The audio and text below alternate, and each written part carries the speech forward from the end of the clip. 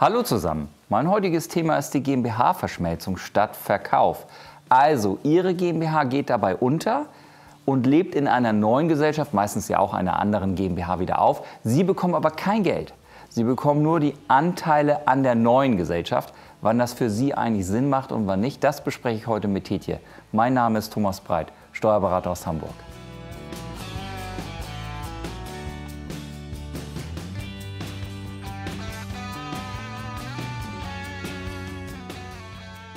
Moin Thomas, vielen Dank für die Einladung. Heute wieder ein interessantes Thema, Verschmelzung meiner GmbH mit einem anderen Unternehmen.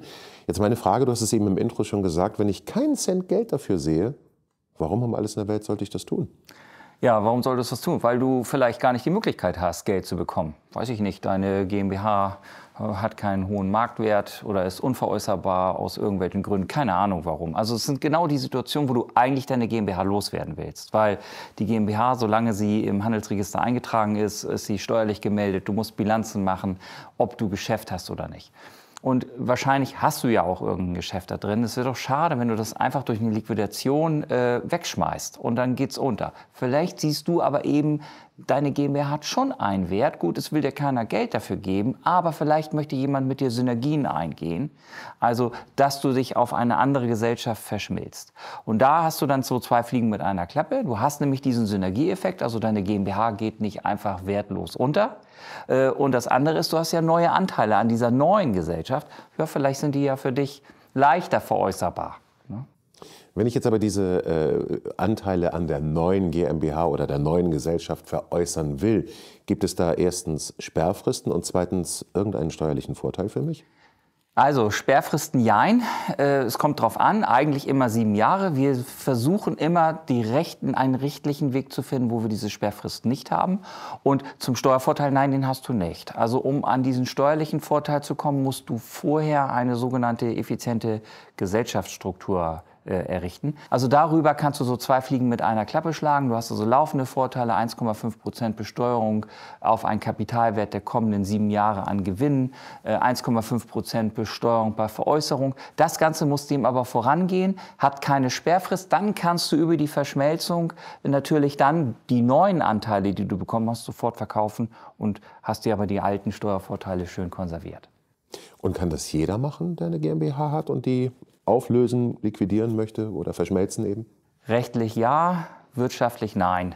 Also rein vom Gesetz her kann es jeder machen. Es gibt da keine Mindestvoraussetzungen, die du zu erfüllen hast.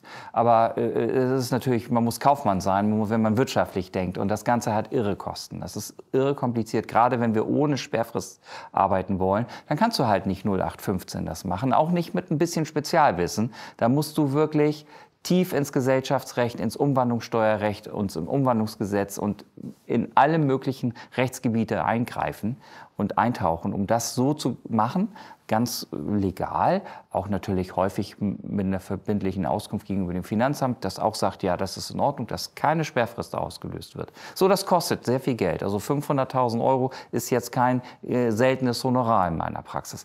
Aber bei mir ist es so, der Steuervorteil, den berechne ich dann immer mit.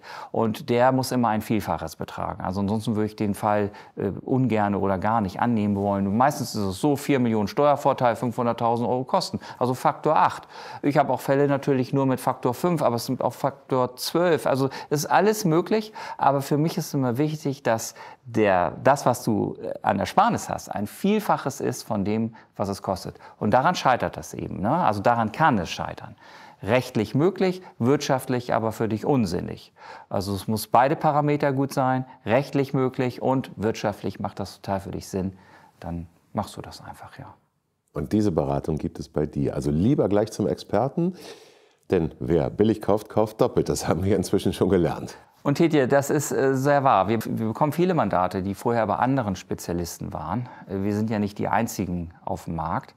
Allerdings, das ist nur äußerlich, sind wir nicht die Einzigen. Die sind dann also wirklich entnervt. Die sind mit einem Fall, mit einem Problem zu anderen Spezialisten gegangen, haben dort 150.000, 200.000 € bezahlt und kommen am Ende mit 6 Gesellschaften zurück, ohne einen Steuervorteil. Wo ich mich immer frage, ja, aber wo ist denn der Steuervorteil? Nicht? Also du reduzierst ja nicht deine Besteuerung, wenn du deine Gesellschaften multiplizierst. Also wenn eine GmbH 30% hat, hat auch die zweite GmbH 30% und die vierte und fünfte und zehnte auch. Da ist kein Steuervorteil. Ja, es von ist dem nur ganzen Aufwand mal abgesehen, der da ja mit einhergeht. Absolut. Ne, die sind da total genervt, weil die ein riesen Gerüst haben. Da sind Ärzte dabei. Das musst du dir mal vorstellen. Die haben auf einmal, die hatten vorher Immobilien und ihre Arztpraxis. Und auf einmal haben die hier eine GmbH für ausgelagert für ihre Ärztegeschichte. Natürlich mit Sperrfrist. Und auf der anderen Seite ihre Immobilien, die verlustträchtig sind, die sind dann noch in der GmbH verkapselt. Erstens, die Verluste schlagen dann, weil eine GmbH ja Trennungsprinzip ist, also das ist der Verlust der GmbH, schlagen nicht mehr durch auf deren private Einkommenssteuersituation.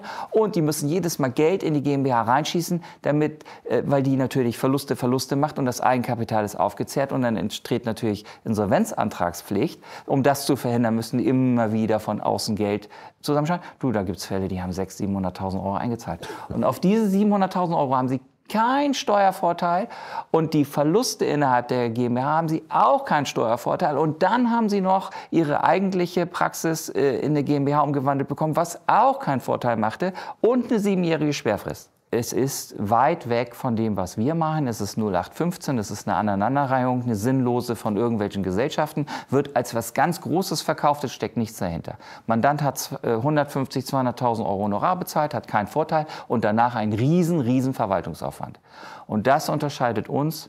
Also ja, es ist auch nur ein Begriff Experte, kann man sehen, wie man will. Ich mache es halt seit 23 Jahren, 3.500 Fälle und bei mir gibt es wirklich einen Steuervorteil und ich setze das von der ersten Phase an als Bedingung. Ich arbeite das aus, ich mache eine Analyse und sage, das sind die möglichen Wege, die wir gehen können.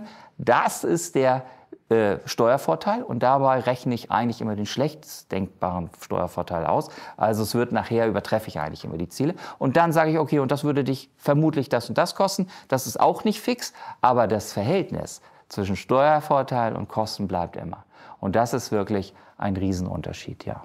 Das ist also einer deiner Grundsätze, dass deine Beratung sich immer sehr lohnen muss. Ja, das ist genau richtig. Also so eine Verschmelzung, muss man auf der anderen Seite sehen, ist nicht nur Körperschaft und Gewerbesteuer oder Einkommensteuer, die wir verhindern wollen, sondern eben auch noch parafiskalische Punkte wie Nachfolge, Altersvorsorge, Familienabsicherung. Ja, und dann kommen wir wieder zurück zu einem steuerlichen Punkt. Die Grunderwerbsteuer ist auch häufig ein unterschätzter Punkt, kann aber sehr teuer werden.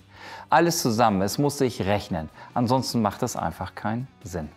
Ja, wenn Ihnen das hier gefallen hat, würde ich mich freuen, wenn Sie meinen Kanal abonnieren. Dann sehen wir uns wieder. Thanks for watching.